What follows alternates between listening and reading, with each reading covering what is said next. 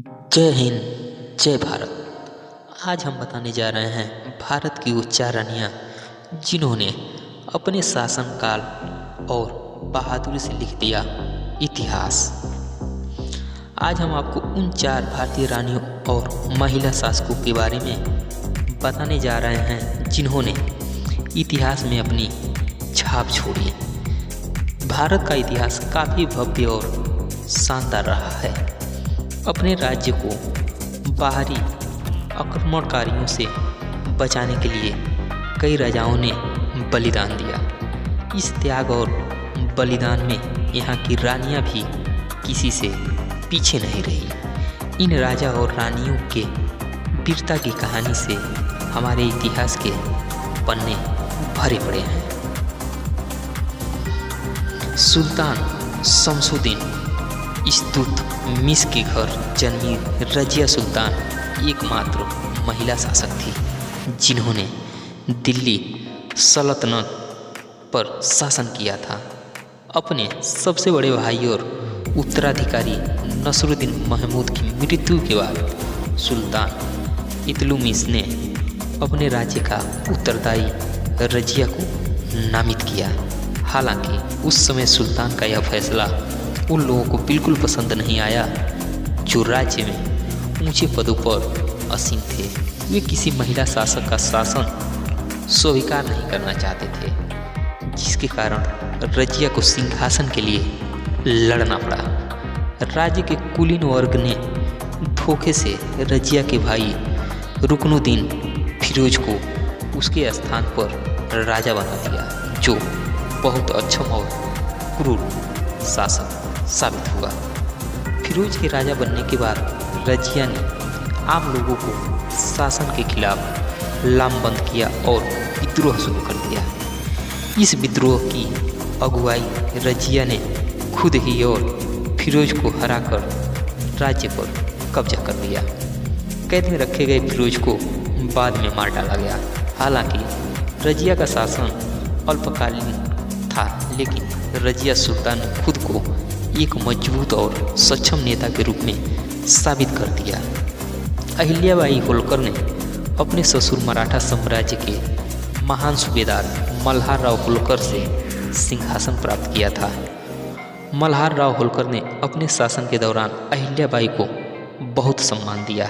यहाँ तक कि कुम्हेर की लड़ाई में उनके पति खंडेराव होलकर के मारे जाने के बाद भी उन्हें सती होने से रोक दिया। अहिल्याबाई अपने ससुर की मृत्यु के बाद गद्दी पर बैठी। सैन्य युद्ध की प्रतिष्ठित अहिल्याबाई को मालवा सेना का पूरा समर्थन प्राप्त था। युद्ध के दौरान अहिल्याबाई अपने सैनिकों का नेतृत्व खुद करती थी। अहिल्याबाई को सभी सक्षम भारतीय रानी शासकों में प्रमुखता से गिना जाता है। इंदौर को एक गांव से शहर तक विकसित करने में उसने योगदान को आज भी याद किया जाता है। हालांकि उनकी सबसे महत्वपूर्ण उपलब्धि काशी विश्वनाथ मंदिर का निर्माण माना जाता है, जिसे सम्राट औरंगजेब के आदेश पर तोड़ा गया था। रानी लक्ष्मीबाई, झांसी की रानी लक्ष्मीबाई को इंडियन क्वीन भी कहा जाता है। उन्हें भारत की सबसे प्रसिद्ध महिला शासकों में से एक माना जाता है। उन्होंने 1857 के प्रथम विद्रोह में महत्वपूर्ण भूमिका निभाई थी। यह भारतीय रानी अपने पति गंगाधर राव नेवालकर की मृत्यु के बाद गद्दी पर बैठी। वह छोटी उम्र में ही युद्ध में प्रशिक्षित थी और एक कुशल सैन्य नेता भी थी। रानी लक्ष्मीबाई अपने शासनकाल के दौरान अपनी प्रजा का ज़्यादा सेवा कर नहीं पाई, क्योंकि वे गद्दी पर बैठने के बाद ही अपनी सेना के साथ झांसी पर आक्रमण करने के लिए आने वाली विशाल ब्रिटिश सेनाओं के साथ लड़ाई में उलझी रही। उनके द्वारा दिखाई गई वीरता और त्याग के कारण उन्हें भारत के स्वतंत्रता सेनानियों में अत्यधिक सम्मान दिया जाता है। रानी चेन्नम्मा, कितूर चेन्नम्मा आधुनिक कर्नाटक की एक रियासत कितूर की रानी थी। उनका जन्म लियांगत समुदाय में हुआ था और 15 वर्ष की आयु में उनका विवाह देसाई परिवार के राजा मलसर्ग से हुआ था। छोटी उम्र में ही उन्होंने तलवारबाजी, तीरंदाजी और घुड़सवारी का प्रशिक्षण मिला था। उन्होंने 1824 में अपने बेटे और अपने पति दोनों को खो दिया, जिसके बाद वे राज्य की गद्दी संभाली और अंग्रेजों के साथ युद्ध शुरू कर दिया। यह भारत की रानी भी उन महिला शासकों में से एक थी जिन्होंने अंग्रेजों के खिलाफ लड़ाई लड़ी और अपनी सेना को युद्ध में लीड किया।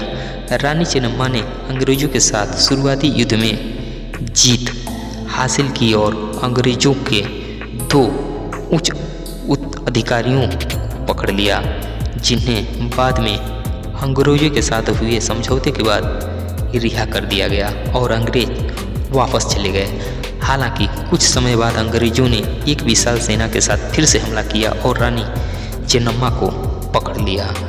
अंग्रेजों ने रानी चेन्नम्मा को अपनी कैद में रखा, जहां कैद के दौरान उसकी मृत्यु हो गई। रानी चेन्नम्मा को कर्नाटक की लोक कथाओं में से एक नायक के नाम से जाना जाता है। धन्यवाद।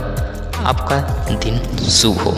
हम ऐसे ही वीडियो लाते रहे हैं। अगर आप हमारे चैनल पर नए हैं तो चैनल को लाइक एवं सब्सक्राइब अवश्य कर लें, ताकि हमारी आने वाली वीडियो आपसे मिस ना हुआ करे।